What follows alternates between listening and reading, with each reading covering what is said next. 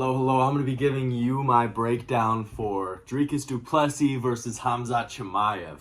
Now, this breakdown is going to be mainly grappling based because I feel like it needs to be for this fight, and I feel like that's something that I can actually speak on, right? Now, if it was two high-level strikers going against each other, I probably wouldn't make a video. I trained at AKA, I learned some high-level striking technique, but I am in no means a kickboxer. I am a grappler. Let's just get right into it. My first big factor in this fight, I believe, and a lot of people are going to be like, oh, this is going to be going under a lot of people's radars. Dricus du Plessis loves to use judo. Now, what are we getting from this fact, right? What Dricus du Plessis likes to do is he likes to settle for overhooks. He likes to be very slippery, right? He doesn't, when he's grappling, can you tell? It's the same with like Rainer de Ritter, where they're doing like very sloppy, they're kind of just falling all over the place. There's not a lot of control. Well, he's going up against his nightmare in Khamzat Chimaev. If he tries to go for any of those crappy judo throws on Khamzat, he's going to get dumped on his head. Because when you have two underhooks and you're like this around the body, if someone tries to judo throw you, right? Let's say they do judo throw you and you land and you're in a scramble. Well, now that you're in that scramble, if they have an overhook and you have two underhooks, if it's Khamzat Chimaev with the two underhooks and he's locked his hands, there's nothing that's going to stop him from getting to your back. I don't care how strong your overhook is, it doesn't matter. He'll be able to, even if he doesn't get to his back, he'll be able to transition to getting top position with the underhooks. Let me show you what I mean by that. Gilbert's gonna roll. Now with this fight IQ of Khamzat Chimaev, a lot of people aren't really giving him the credit, but Khamzat has fight IQ. Let's go back to his fight against Kamaru Usman. If you guys rewatch that fight, he broke his hand in the first round, right? Broke his hand. Suddenly he's not grappling as much in the second and third round. Why is that? A lot of people were like, oh, his cardio, it sucks. That's why he's not grappling. Usman's defending everything. No, that's not what happened. He took Usman down in the second and third round. Did have control and threw the, oh, what a shot. Beautiful shot by Chimaev. Asked him, is it you have to win this fight or, oh no, Chimaev's in a double leg here. This is good for Chimaev here. This is what he needed. Usman's got to get desperate here. Tremendous pursuit. He took him down, he controlled him. Usman got up pretty fast in the third, but he still got that clutch takedown. Honestly, I could see that fight being a 29-28 or a 30-27. I know a lot of people are like, whoa, like, I think Khamzat won that fight. I think it's pretty clear. I don't think Usman had I don't think there's an argument for Usman winning that fight. And let's go back to the Gilbert Burns versus Khamzat Chimaev fight. A lot of people are like, oh, well, it could have gone Gilbert's way. You know, it could have gone Burns versus Chimaev. It could have gone Burns' way. No, it couldn't have. Like, if you rewatch that fight, I was rewatching it, like, I think it was last night, actually. And I put it on my TV, so it's like I'm watching it live. And I really invested. And I tried to score it non-biased, right? First round, I think Khamzat won. He dropped him. Second round, I think Khamzat won. I was. Third round, Khamzat had him up against the fence. Gilbert's going like this, and Khamzat is just, he's pistol whipping him in the head. Like, dude, if Khamzat Chimaev he's got you on the ropes, and he's just able to bow, bow, bow. What are we doing?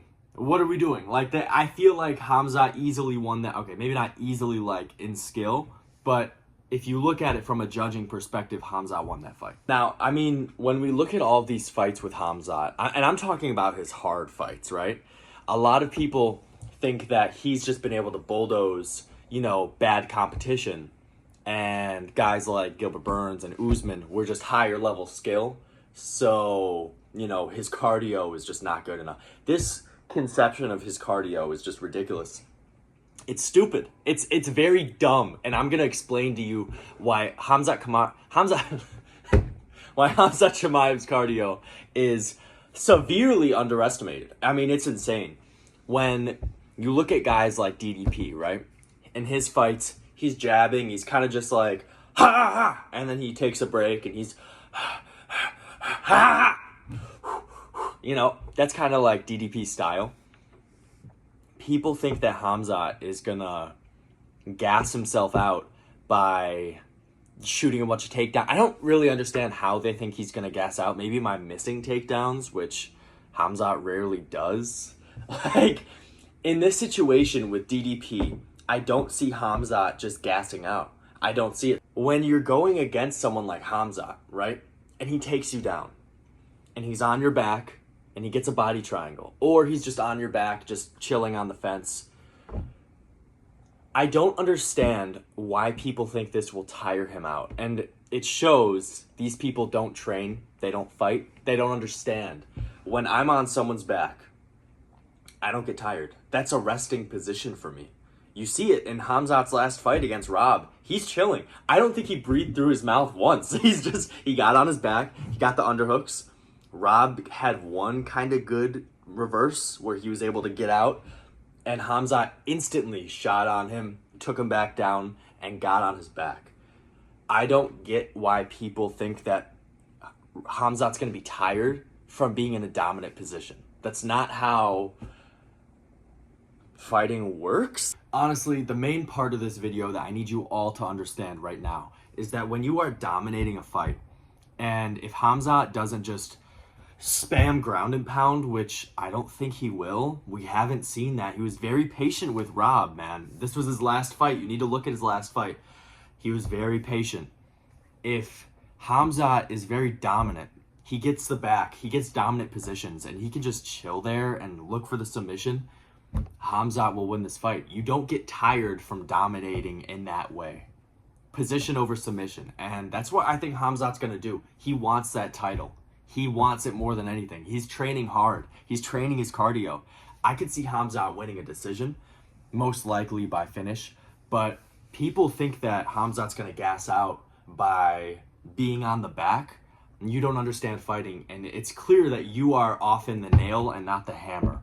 I am the hammer. So I can tell you from being the hammer, I can tell you, you don't get tired when you're on someone's back. It just doesn't happen.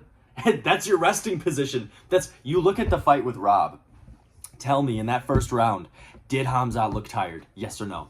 When the fight ended and he got up and he took out his mouth guard and threw it in the crowd, did he look tired? He looked pretty damn excited. He looked very energized when he got off Rob's back after he got done breaking his jaw from a squeeze. I don't understand how people are picking Dricus in this fight.